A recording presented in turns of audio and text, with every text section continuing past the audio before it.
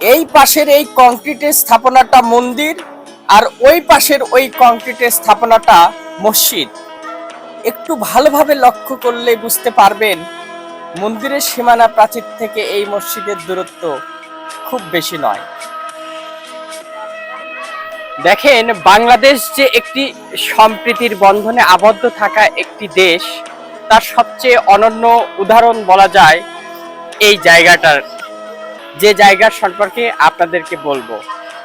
এটা মূলত বগুড়া জেলার শেরপুর থানার মহিপুর।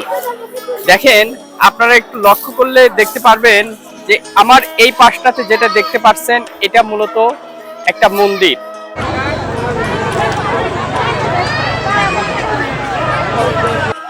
আজকে জগন্নাথ দেবের রথযাত্রা অনুষ্ঠান হচ্ছে, আর এই মন্দিরটার পাশেই আপনাদেরকে একটু দেখিয়ে দিচ্ছি যে মন্দিরের প্রাচীরের অংশটা পার হলেই একটা মসজিদ। অনেকেই মনে করে যে ধর্মটাকে যারা হিন্দু এবং মুসলিমের মধ্য থেকে যারা পৃথকভাবে চিন্তা ভাবনা করেন, তাদের উদ্দেশ্যে এই ভিডিওটা করা এবং দেখাতে চাচ্ছি। দেখেন, একদিকে এখানে জগন্নাথ দেবের মন্দিরের এই যে এটা হলো প্রাচীর, আর এই প্রাচীরটা শেষ হলেই এই পাশটাতে মসজিদ। দেখেন, দুইটা ধর্মের একটা সম্প্রীতির অনন্য এক মেলবন্ধন বলা যায় এই দুইটা জায়গা দিয়ে। অনেকেই মনে করে যে বাংলাদেশ একটি সাম্প্রদায়িক দেশ। আসলে বাংলাদেশ কখনোই সাম্প্রদায়িক দেশ নয়। হয়তোবা কিছু ছোট ছোট অনাকাঙ্ক্ষিত ঘটনা আমরা লক্ষ্য করি, বা অনেক সময় ছোট ছোট দ্বিধাদ্বন্দ্ব দেখা যায়, কিন্তু আসলে আমরা বসতির দিক থেকে চিন্তা করলে এবং সম্প্রীতির বন্ধনের কথা চিন্তা করলে এখনো আমরা হিন্দু এবং মুসলিম পাশাপাশি খুব সুন্দরভাবে বসবাস করতেছি।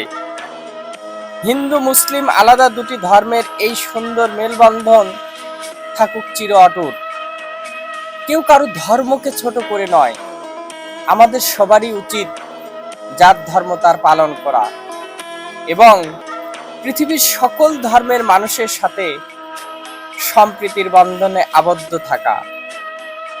বগুড়া জেলার শেরপুর থানার মহিপুরের এমন সম্প্রীতির বন্ধন হোক আমাদের বাংলাদেশের এবং বিশ্বের জন্য এক অনন্য দৃষ্টান্ত ও শান্তির রোল মডেল। আপনাদের জানা মতে পাশাপাশি এমন মসজিদ এবং মন্দির বাংলাদেশের আর কোথায় আছে? জানা থাকলে অবশ্যই কমেন্ট করে জানাবেন।